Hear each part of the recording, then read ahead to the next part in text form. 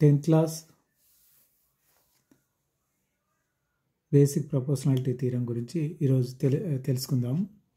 First theorem ఏదైతే ఉందో దాని గురించి ఎలా చేయాలో నేర్చుకుందాం. ఒక త్రిభుజములో ఏబిసిడి అనే ఒక త్రిభుజంలో ఒక సైడ్కు ఏదైనా ఒక సైడ్కు మనం ఒక ప్యారలల్ లైన్ కనుక గీసినట్లయితే అది సమాన నిష్పత్తిలో విభజిస్తుంది అనేటటువంటిది మొదటి థీరం. అంటే ఏంటిది? మిగతా రెండు భుజాలను సమాన నిష్పత్తిలో విభజిస్తుంది. అంటే ఇక్కడ చూడండి, ఈ బీసీ అనే సైడ్కు మనము ఒక డిఈ అనే ఒక ప్యారలల్ లైన్ను మనం గీసాము. ఇది మిగిలినటువంటి రెండు భుజాలు ఏవైతే ఉన్నాయో ఏబి ఏసి అనే భుజాలు ఉన్నాయో వాటిని సమాన నిష్పత్తిలో విభజిస్తుంది. అంటే AD by DB is equal to AE by EC అని మనం చూపెట్టాలన్నట్టు. అంతే కదా. ఇప్పుడు మనము ఇది మనకి ఇచ్చినటువంటి థీరం. ఇందులో మనం చూపెట్టాల్సింది ఏంది? ఒకవేళ ఇలా సమాన నిష్పత్తిలో విభజిస్తాయి అని అంటున్నాం. అంటే ఇది ప్యారలల్ లైన్ అయినప్పుడు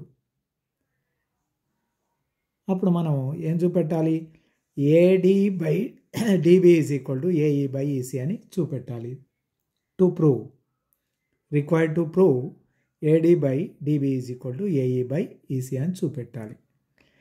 అయితే ఇప్పుడు మనం ఏం చేద్దాం? దీన్ని కన్స్ట్రక్షన్ ఎలా చేయాలో చూద్దాం. ఏబిసి ఒక త్రిభుజం తీసుకొని మధ్యలో ఒక ప్యారలల్ లైన్ గీసి డిఈ అని వాటిని గుర్తించాం. ఎలా అంటే ఏబి సైడ్ మీద డి వద్ద, ఏసి సైడ్ మీద ఈ వద్ద అది ఖండించింది అని అనుకుందాం.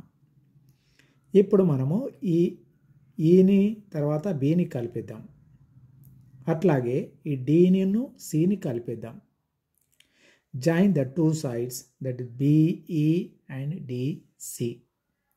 తర్వాత ఈ ఏబి వైపున ఒక పర్పెండిక్యులర్ లైన్, ఏబి అనేది భూమి అనుకుంటే ఒక పర్పెండిక్యులర్ లైన్ గీద్దాం. ఇక్కడ నుంచి అది ఈఎఫ్గా ఒక పర్పెండిక్యులర్ లైన్ గీసాం. అట్లాగే ఏసీ వైపు కూడా ఒక పర్పెండిక్యులర్ లైన్, అది డీజీగా మనం గీసాం. ఇది కన్స్ట్రక్షన్. కన్స్ట్రక్షన్ చేసిన తర్వాత ఏం చేయాలి? మనం ప్రూవ్ చేయాలి. ఏం ప్రూవ్ చేయాలా అంటే ఇందులో మనం ఏడిఈ అనే ఒక త్రిభుజాన్ని తీసుకున్నాం. అట్లాగే ఇటువైపు అంటే ఏబి వైపు ఉన్నటువంటి రెండింటిని చూద్దాం. ఏడిఈ అనేది ఒక త్రిభుజము, అట్లాగే బిఈడి అనే ఇది ఒక త్రిభుజం. ఈ రెండు త్రిభుజాలను తీసుకుందాం. ఇన్ని రెండిటి కూడా ఈఎఫ్ అనేది హైట్ అవుతుంది. సో ఏడిఈ త్రిభుజం యొక్క వైశాల్యం ఏరియా చూసినట్లయితే ఇందులో మనము ఏం రాసుకోవచ్చు? ఏడి అంటే భూమి, ఈఎఫ్ అంటే హైట్ అవుతుంది. సో ఏడిఈ త్రిభుజ వైశాల్యం equal to 1/2 into AD into EF, 1/2 into AD into EF. ఇది ఒకటవది రాసుకున్నాం. అట్లాగే కింది త్రిభుజం తీసుకుంటే బిఈడి అనే త్రిభుజం చూస్తే దీంట్లో భూమి ఏంటిది? బీడి. అట్లాగే దీనికి కూడా హైట్ ఏంటిది? ఇదే కదా. సో బీడిఈ వైశాల్యం equal to 1/2 into BD into EF, BD into height EF. ఇది ఒకటవది, ఇది రెండవది. ఈ రెండింటిని ఒకదాన్ని ఒకటి భాగించినట్లయితే మనం ఏమవుతుంది? Divide this one with 2. ADE area of ADE by area of BDE equal to 1/2 AD into EF by 1/2 into BD into EF. ఈ 1/2 క్యాన్సల్, ఈఎఫ్ క్యాన్సిల్ అయింది. ఏడి బై బీడి మిగిలింది. AD by DB or BD ఎటైనా రాయండి. ఇది మూడవది అనుకున్నాం. అట్లాగే same రెండవ వైపు ఏసీ వైపు చూసినట్లయితే ఏడిఈ అనేది సేమ్, దీనికి కూడా సేమ్ త్రిభుజం. అట్లాగే ఇంకోటి డిఈసి అనే ఒక త్రిభుజం ఉంది ఇక్కడ. దీని యొక్క భూమి ఈసీ, అట్లాగే దీని యొక్క భూమి వచ్చి ఏఈ. దీని హైట్, రెండింటికి హైట్ ఏంటిది? డీజీనే.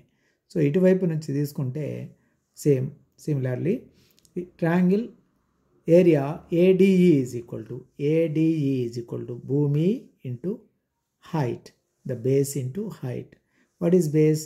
AE into height ఏంటిది? DG. సో ఇది 4వది. అట్లాగే కింద ఉన్నటువంటి త్రిభుజం తీసుకుంటే ఇది DEC అనే త్రిభుజం నుంచి దీని వైశాల్యం ఈక్వల్ టు 1/2 ఇంటూ దీనికి భూమి ఏంటిది? EC లేదా CE ఇంటూ హైట్ ఏంటిది? సేమ్ ఇదే హైట్ DG.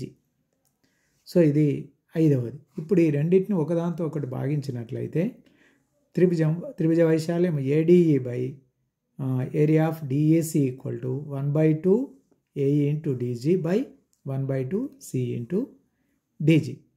ఈ DG cancel, 1/2 cancel, AE by EC అయింది ఇక్కడ. AE by CA or EC ఇలా రాయండి. ఇది 6వది. కానీ ఈ రెండిట్లలో దీంట్లో AD బై DEC అన్నారు, ఇక్కడ ADE బై BDE అన్నాం. మరి ఇక్కడ ADE రెండిట్లలో ఒకే ఏరియాను ఒకటే కాబట్టి సేమ్ ఏరియా, ఇందులో వేరే సమానంగా ఉన్నాయి. కానీ కింద కూడా సమానమైన ఇవి అని చూస్తే ఇక్కడ BDE అనేది తర్వాత DEC అనేది రెండు కూడా ఒక ప్యారలల్ లైన్ మధ్యలో ఉన్నాయి. అట్లాగే వీటి యొక్క భూమి రెండిటికి DE అనేది కామన్గా ఉంది. ఒక సైడ్ కామన్గా ఉండి అవి రెండు ప్యారలల్ లైన్ మధ్యలో ఉన్నట్లయితే వాటి ఏరియా సమానంగా ఉంటుంది.